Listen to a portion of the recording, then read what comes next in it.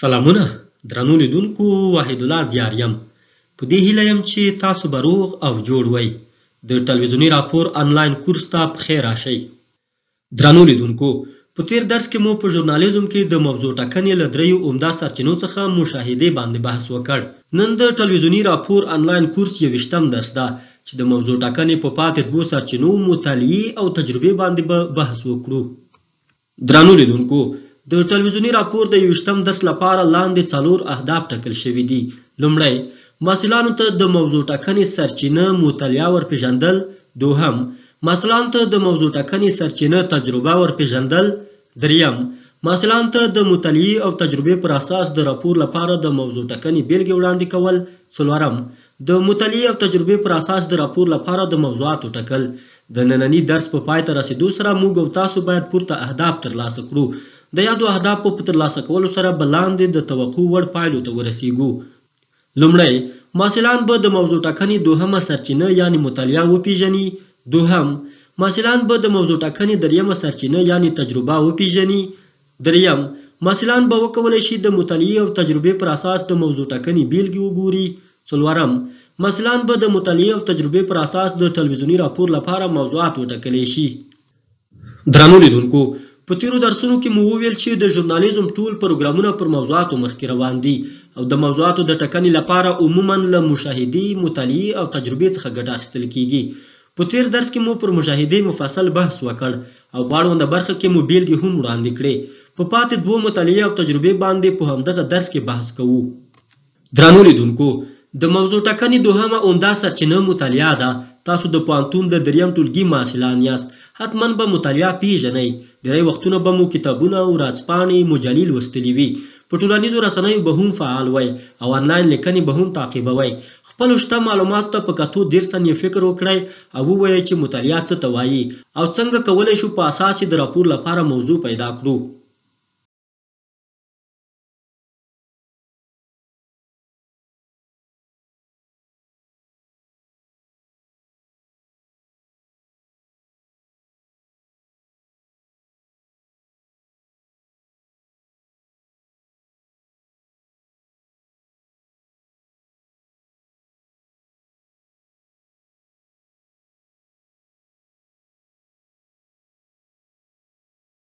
درنو لیدونکو، ستاسو له فکر او ځواب څخه مننه. راځئ چې مطالعې باندې مفصل بحث وکړو څو وپوهیږو چې څنګه کولی شو د مطالعې پر اساس د خپل راپور لپاره موضوع پیدا کړو. درنو لیدونکو، مطالعه عموما د زده کړې او معلوماتو د ترلاسه کولو په موخه لوستنې ته وایي. تاسو مختلف توکي لوستلی شئ څو نوي معلومات او نوي مسایل ترې ترلاسه کړئ. د مختلفو مسلکونو، د مختلفو علمي ساحو او مختلفو موضوعاتو اړوند زرګونه کتابونه پیدا کیږي. هر کتاب د هر کتاب هره موضوع او پاڼه د ویلو لپاره څه لري. تاسو اړوند کتابونه لولئ، د مختلفو مسایلو او مختلفو موضوعاتو په تړاو ترې نوي معلومات ترلاسه کوئ.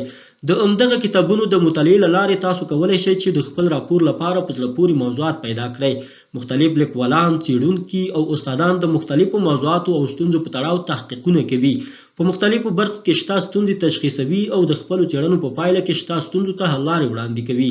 اړونده لیکنې د مقالو په بڼه په مختلفو مجالو او کتابونو کې د چاپ سربیره د انټرنیټ پر مخ هم خپریږي. راپورټر باید اړونده مقالې او څیړنې تعقیب او مطالعه کړي. ممکنه ده چې له همدې لارې هم د خپلو راپورونو لپاره په زړه پورې موضوعات پیدا کړي. د کتابونو او مقالو سربیره په هر هیواد او هر ښار کې د ورځنیو پیښو، پرمختګونو، بدلونونو او عموما د خبري توکو اړوند ورځپاڼې چاپیږي او خلک له روانو حالاتو څخه د خبروي په موخه اړوند ورځپاڼې لولي. راپورټر ته پکار ده چې نوي چاپیدونکي ورځپاڼې راونیسي او ویې لولي. له یوې خوا به له روانو حالاتو آګاه شي او له بلې خوا کولی شي د ورځپاڼو له منځه د خپل راپور لپاره جالب او په زړه پورې موضوعات پیدا کړي. همدارنګه به تاسو کتلي وي چې د مختلفو موضوعاتو اړوند مختلفې مجالې چاپیږي.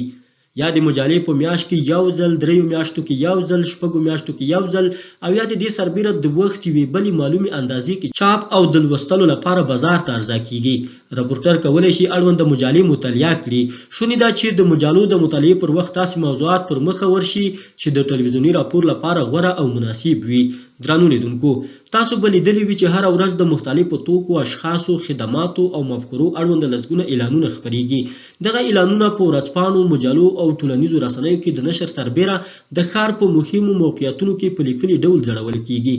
ممکنه ده چې راپورټر له دې لارې هم د خپل راپور لپاره وړ موضوعات پیدا کړي. درنو محصلانو، تاسو به حتما په ټولنیزو رسنیو کې فعال وئ. پر فیسبوک، انسټاګرام، ایکس او داسې نورو ټولنیزو رسنیو پلیټفارمونو کې به اکاونټونه لرئ. هلته به د مختلفو موضوعاتو په تړاو لیکنې کوئ او د مختلفو موضوعاتو په تړاو د خلکو لخوا شوي لیکنې او شننې به لولئ. د ټولنیزو رسنیو له لارې تاسو کولی شئ په اسانه توګه ډیری موضوعات پیدا کړئ او راپورونه پرې جوړ کړئ.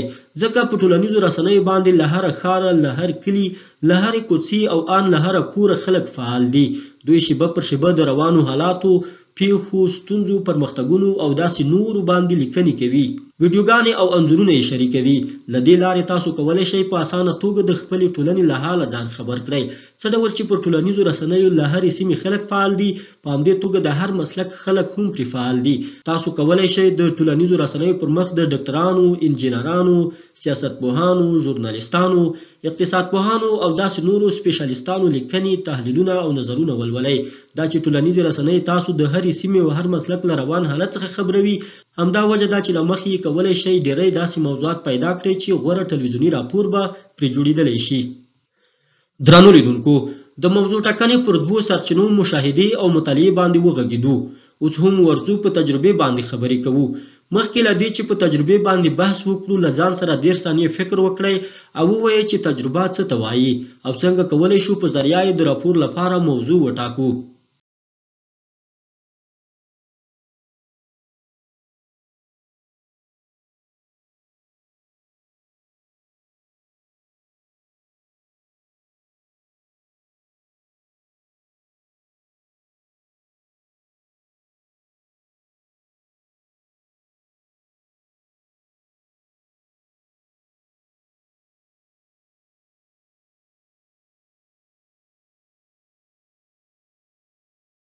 درنو لیدونکو، ستاسو له فکر او ځواب څخه مننه. راځئ چې د موضوع ټاکنې دریمې سرچینې تجربې باندې هم بحث وکړو. درنو لیدونکو، ستاسو د تیر ژوند مطالعې، لیدنې او کتنې د نن ورځې تجربې دي. همدې تجربو نه په استفادې تاسو کولی شئ د خپل راپور لپاره موضوعات پیدا کړئ.